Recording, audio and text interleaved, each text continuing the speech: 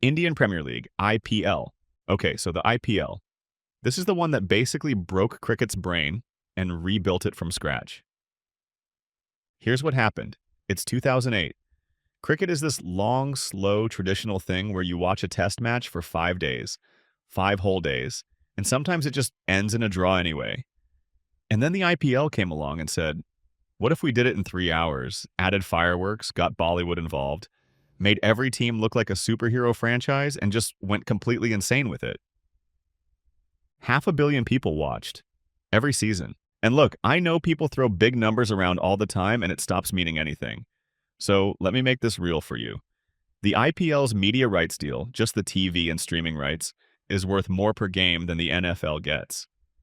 The NFL, the most valuable sports league on earth. The IPL is doing that. The auction system is where the league gets genuinely wild. Every year, teams sit in a room and bid on players like they're buying rare art. Not like, oh, someone went for a bit more than expected. We're talking players earning more in 2 months than most international cricketers make in their entire careers. It completely changed what it means to be a professional cricketer. Guys who were grinding in domestic cricket for years suddenly became millionaires overnight because of one auction room. 10 teams, 74 matches, 2 months, and a fan base that is genuinely unlike anything else in sport. This isn't just a cricket league, it's the third most attended sporting league on the planet. Everything else on this list exists partly because this worked so well. Big Bash League, BBL.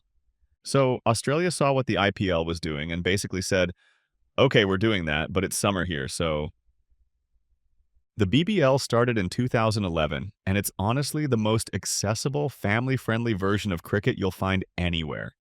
It runs over the Australian summer, Christmas holidays, school break. Families are actually free, the stadiums fill up with kids in face paint, and the whole vibe is just relaxed. Less Bollywood, more barbecue. Here's what separates the BBL from every other league, though. They keep messing with the rules. The power surge, where a batting team can choose when to take extra fielding restrictions. The X-Factor substitution, where you can swap a player after the first inning starts. The Bash Boost, which gives bonus points mid-game. They basically turned cricket into a video game and kept adding new mechanics every season. Does all of it work? Honestly, no. Some of it confuses everyone, including the commentators. But you respect the commitment to trying stuff. While other leagues are playing it safe, the BBL is just out here experimenting. 8 teams, all Australian cities, and it's genuinely done its job. Cricket has a real, enthusiastic local audience in Australia, now that isn't just watching test matches out of national loyalty.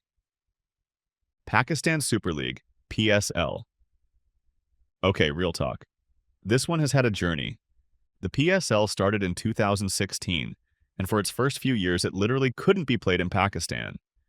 Security concerns meant they staged the whole thing in the UAE instead. And here's the bit that gets me. It still got massive viewership. An entire country's league being played in a completely different country, and millions of people tuned in anyway. Because cricket in Pakistan isn't just a sport, it's just everything. Now it's fully back home, and the atmosphere is some of the best you'll see in world cricket, full stop. Lahore, Karachi, Rawalpindi, those crowds are unhinged in the best possible way. There's a rawness and passion to it that feels different from other leagues, where the crowd is more of a casual entertainment thing. 6 teams now expanding to 8, so the league is clearly growing. And it's become a genuine showcase for Pakistani talent. Players who come through the PSL end up getting picked up by national team, BBL teams, leagues all over the world. It's quietly become one of the most important scouting grounds in global cricket without always getting credit for it. Caribbean Premier League, CPL. Okay, I'll die on this hill. The CPL is the most underrated T20 league on earth. It runs across 6 Caribbean nations, Jamaica, Trinidad, Barbados, Guyana, St. Lucia, St. Kitts, and the cricket is fast, aggressive, boundary-heavy, and played in stadiums where the crowd is basically one giant party, with cricket happening in the middle of it.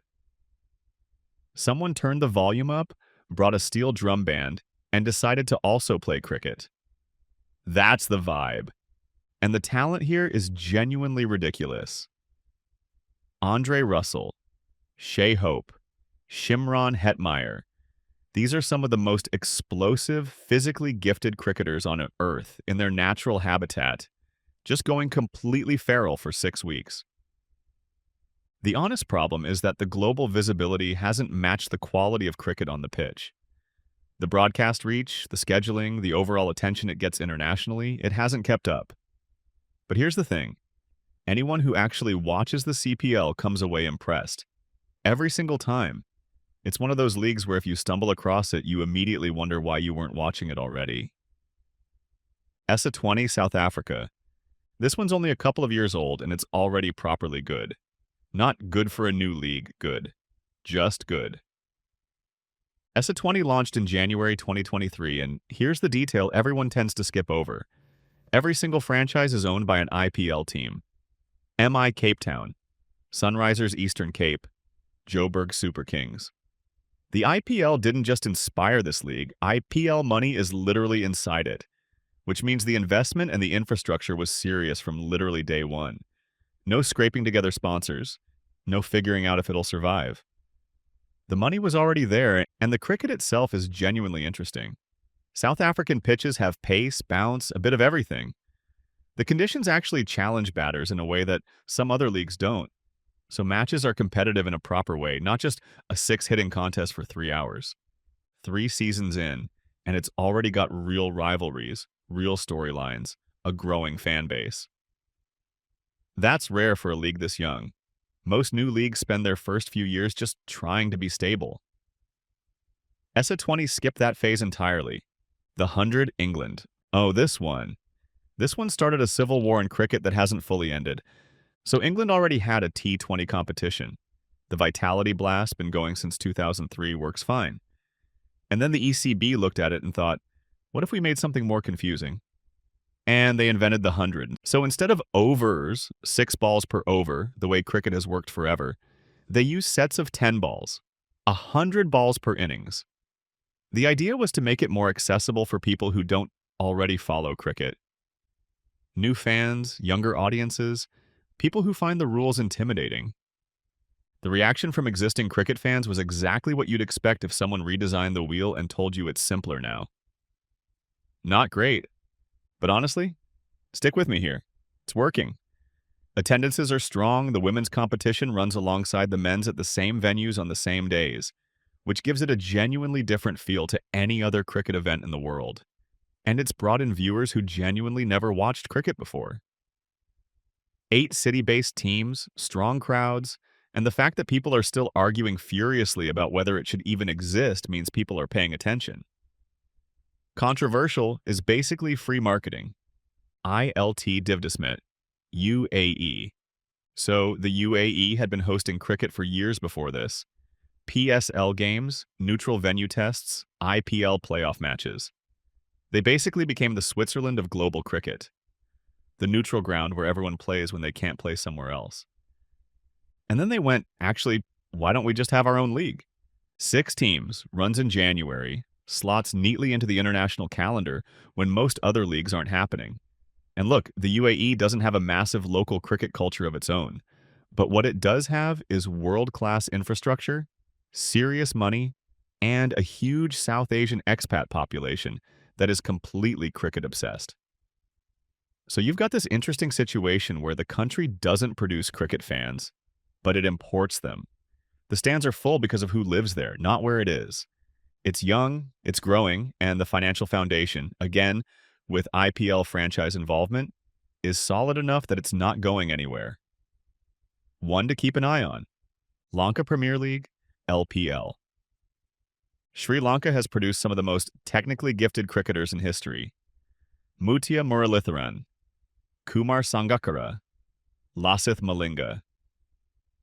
The LPL is basically the domestic home for that tradition, meeting the T20 format. It's been running since 2020 and it's had some bumps, scheduling inconsistencies, financial stuff. But the cricket itself is good, and the pitches in Sri Lanka produce genuinely fascinating matches. The conditions there are unlike anywhere else. The ball turns, the pace varies, and batters have to actually think rather than just swing. 5 teams, played in venues like Colombo and Kandy. The atmosphere is passionate in a quieter, more intense way than somewhere like Pakistan, like the whole crowd is holding their breath together. And if you want to see emerging Sri Lankan talent before they make it to the international stage, this is where you look first. Major League Cricket, MLC USA. Right. This is the wild card, and I mean that in the most genuinely interesting way. Major League Cricket launched in the United States in 2023. America, the country where cricket is either completely unknown or people think it's basically the same as baseball.